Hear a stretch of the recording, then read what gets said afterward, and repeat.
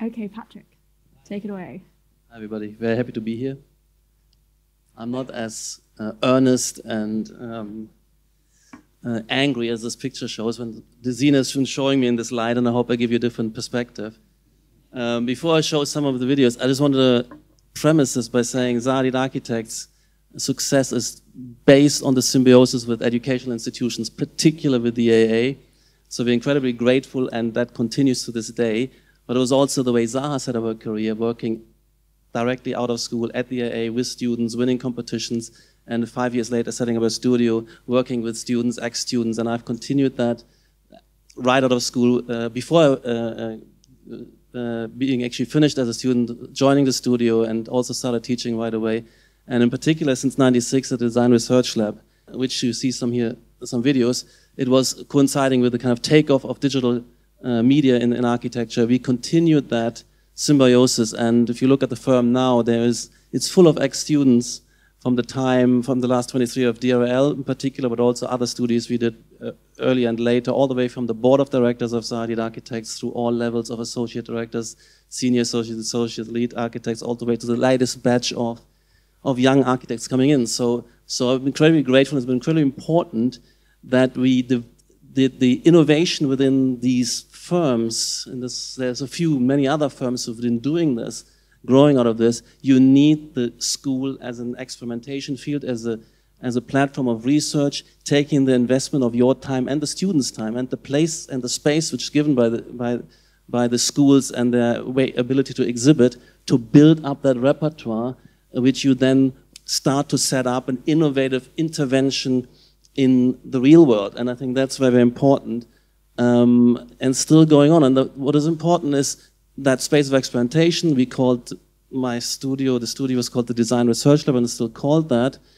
But also important that this links directly into practice, so that what we are working on, very experimental, but this is now current work, jumping at this was from a few years ago, digital media, new levels of complexity, dynamism in the built environment, and building projects which are now in the cycle of having built and taking the new generation on to make the next level of innovations, whether it's in the new level of complexity, whether it's in urbanism, which we started off before we became urbanists in Zaha Architects with parametric urbanism at the Design Research Lab, or now we're having a big research group and major projects in space planning and corporate environments, which I think is a very dynamic area, and we still keep researching that and working that up at the AA and other studios. So I've been also teaching with Zaha for 15 years at the University of Applied Arts, and there's an enormous amount of students, so I've created over 1,000 graduates and hired as many,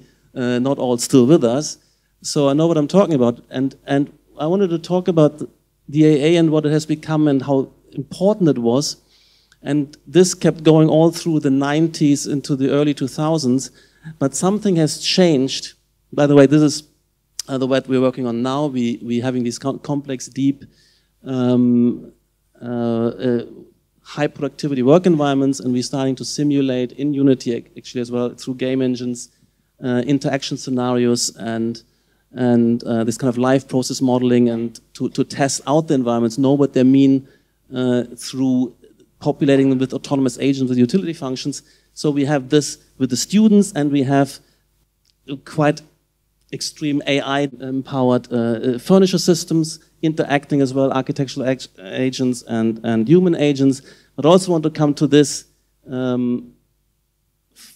image at the end where we have professional design research group, now 2 or 3 of these groups, over 16 people at the office. And that's a new capacity which we only have recently with larger firms, and there's a continuous seamless connection. We're also trying to use PhD to deliver this. But the critique I have now of the AA, while it was enabling all of this, that since 2008 and the financial crisis, the kind of ecosystem which was built up across different parts of the school with co-collaborating units has a bit fragmented, and kind of my situation with having this very strong link into practice is the exception. Not many other major figures of firms in London are teaching in this way, and we have a lot of units which do experiment, which have a lot of a spirit of intervention and exploration, but no longer that link and ambitious, seeing the light of what's out there, doing some research, developing projects, and then winning competitions, moving over into a firm or setting up firms. We have also a very great success rate in DRL of people establishing their own business, maybe after 2, 3, 5, 7 years at the firm. So I think that's what I see. The education system should be strongly linked to innovative practice. It is research-based, so we can have the luxury of setting up new themes. We have the luxury of abstracting out issues of cost temporarily, for instance, or issues of hyper-pragmatism, but we have a very clear clientele context of real-life problems and projects which feed back into this. And I think that symbiosis is very, very important. And I think that has been at the same time fractured and isn't easy to pick up. And I just want to end on this note. We could have not been Zardid Architects the way we work and continue to innovate without this very strong link to education, to schools of architecture like the A, because when you're in the weed of the business and you have only 3 weeks for a project, you simply cannot innovate. So relying on this, a series of years of building up a repertoire and notching that up from the school into the research group, and then 5, 10 years later, and a number of competitions trying this, and then building this. And I think that's been a very, very important, successful formula. And I just feel that this has kind of been lost a little bit, not for us, but the ecosystem around us since the financial crisis. And we can discuss why this happened, how this got disintegrated and defrayed, and since then. But that was my pitch for education, research, business, not as making money, but as impacting the real world. Thank you.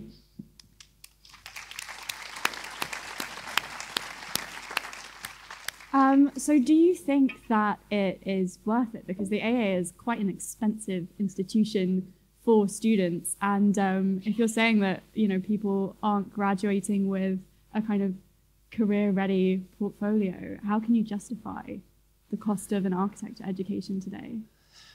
Well, that's a very important question.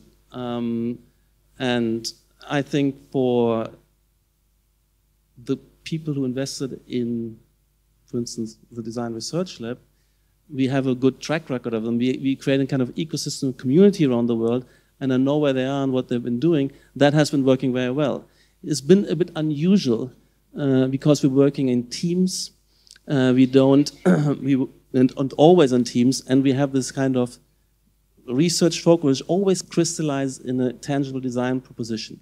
But I do worry about students who come in and are, of course it's very attractive, and I experienced that also as a student, where you're facing a lot of units which are wild experimentations, maybe quite explorative. They're debating clubs, deep and fundamental questioning and probing, but not crystallizing it into a design where you can demonstrate skills. So I've been frustrated in terms of hiring outside of my own teaching group. Very, very difficult and very, very bad experience there, because the students lack perhaps the skill. So it's exciting when you're there, and there's an atmosphere of debate and exploration. But 5 years later, you might not have geared up and cashed out in terms of what your contribution is, because the milieu isn't there. And there's a real risk, and irrespective of the money you pay in terms of fees, it is just the investment of time, the best years of your life, where you have the energy. And that's where I think there's critique. So I said recently these schools become very much like art schools, and a kind of an open-ended exploration. But that's maybe too risky. And of course, it's incredibly seductive. So I'm not. I fully understand that students are getting drawn into this. Mm-hmm. Thank you. Yeah. So I mean, architecture clearly needs to adapt or die, and I think it's really interesting to kind of see across the spectrum that we have this crisis at school education level, we have it at education level, and then we have it also in the industry with this culture, which is why I find it so baffling when people make an argument for not paying interns, because surely that's just pushing everyone kind of slowly down down the pay scale. I was wondering, just quickly, could you tell us a bit more about what your work around gender and that angle of diversity? Because I think at the RCA you put together this master list of women in architecture, and how have you found that certain voices are perhaps not given as much weight in the educational sphere? No, it's a good question. And I think I'm really riffing off what Neil's doing actually as an initiative. So you may or may not be aware that I created the Women in Architecture reading list because I was concerned about the fact that even though there are some phenomenal architectural educators and historians writing about architecture, they're just not reflected in the average reading list.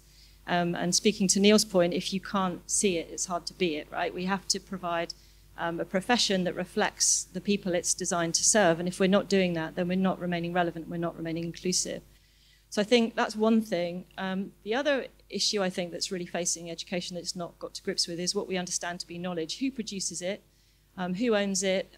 Even who co-authors it? And whose region or country or interest does it really serve? So there's a big debate about the decolonization of the institution right now. A bunch of people are really trying to reimagine how we could create education institutions whose curricular content, as much as their pedagogies and processes, could reach out and better reflect a more diverse learner and certainly speak to histories that have often been quite literally obliterated or ignored. I think that what I find so interesting, though, about education is that, and I really want to make this point about affordability because I think it's something that we're not really confronting. You know, in this country alone, we spend 2% of our GDP on defence. We spend 1.8% of our GDP on education. And if you actually break that down, that's £38 billion a year spent on defence in the UK. That translates into 44,000 scholarships for universities. So that's a fee-free ride through education. And imagine what that could do to address the diversity crisis we have within higher education right now and the inclusivity crisis. So I think, you know, we can look at Europe and we can look at the fact that none of these countries are bankrupted because they offer affordable education. If we want to be inclusive, we have to not just read books written by African pedagogues, which we don't actually do and we need to. We need to start looking at the policies that are literally driving, I would say, partition within education and access, that at the moment no one pedagogue, no one professional is going to crack unless there's a policy transformation. Yes, Patrik, please jump in. I mean, there's a space for what you're talking about. The educational spectrum is very wide, but we also shouldn't forget there is what I was talking about, education, research, working on the frontier of the discipline. And if you look at certain places, you might call them elite institutions like the AA, the Bartlett, and it's great to have them in London, the RCA and others, where you have the investment in intelligent use of AI technologies, of robotic fabrication, of digital design tools, algorithmic design tools, evolutionary algorithms, and leading that and absorbing that into making the better world, making high productivity, dense urban spaces, which are prosperity engines in the advanced countries. And maybe there's other projects where you have where you bring in a basic from high school into basic learning and so on, where you look at all what you're looking at. But if you, in my world, talk about protecting students from working too hard, from late night working, or in firms like ours, that's kind of the wrong story.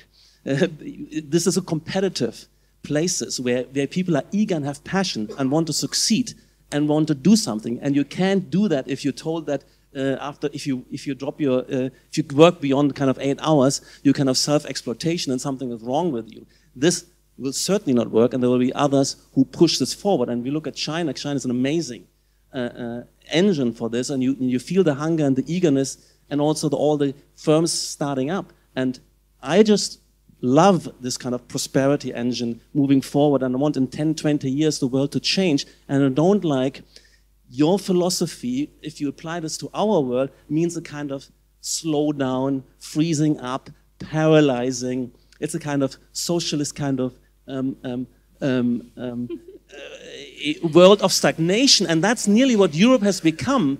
And what I'm talking about, these huge challenges we're talking about, and you see that the yellow vest coming out when you have a slight increase in energy costs. We need to build this prosperity engine, productivity, to solve and touch these problems. And I think that's what we shouldn't hamper. And I think your world is the kiss of death for what I'm trying to do. But I know that this is... Okay, well, I can see that everyone's kind of raising their microphones to fight back. So there is a role for what you're talking about. Okay, Neil? Can I just say, Yeah, can I just say, first of all, it's not your world, it's our world. The world belongs to everybody. So if we could get that sort of wording straight. So the next thing is you was talking about all of the sort of research and everything else. But your research is based off of one demographic.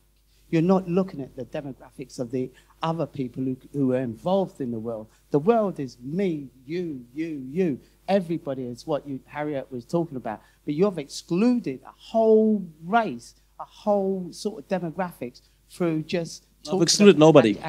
We have 70 nationalities in our company. Can I just finish? Right. You've excluded just by saying that this research is based off of this. And then in your second part, when you're talking about various countries which have a minimum wage, which is less than us, and they can produce work and work for less than the minimum wage. I don't want anybody to work for less than the minimum wage. I want people to be able, in a society like this, one of the richest countries in the world, you should be able to say, right, come and do your apprenticeship, come and do this with me, and I'm going to pay you this money that you can live in a flat which is affordable for you to live in anywhere you want to live in. Not being able to be slave labour as what we're talking about when you're working for next to nothing. You can't afford your lunch, your this, your that. We're in one of the most expensive cities in the whole world, and that's what you've got to understand. My parents could never ever have afforded 20, 30, 40,000 pounds a year, the AA's fees, for me to go to the AA.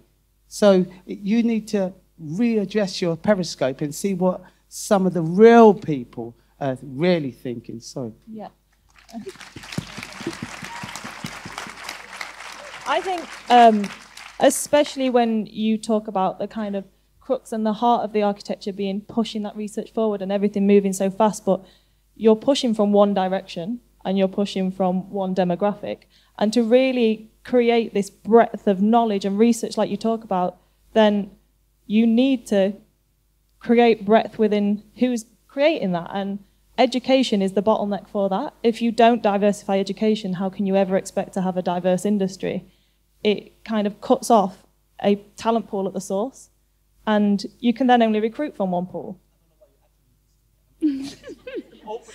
What I do wonder, Patrick, is I agree that it should be passion, and I mean, we're probably all here because we're passionate about architecture and design, but I don't think that means that you shouldn't get paid properly for your work. I think this is the big lie we can be fed in the creative industries. Don't you think, kind of watching what Stacey did, that people can kind of drive themselves without needing that kind of the China mentality? No, look, it's the first time I heard this. I mean, this is now applied to students, as if they're working for somebody. They're working for themselves. And I like it when you have, look, fees of the AA, I don't want to defend it. I mean, they don't get any funding, government funding like the Bartlett and other places, and that's wrong, right? So I'm not defending that.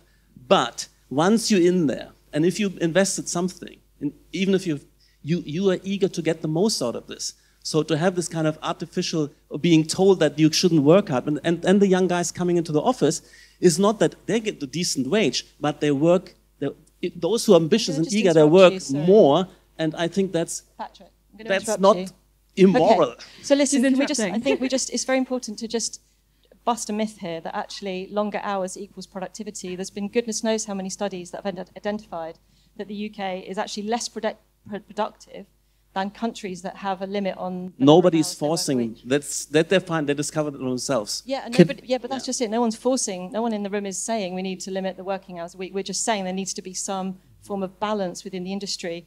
And it comes back to, I think, our bigger concern is about this issue of access and affordability.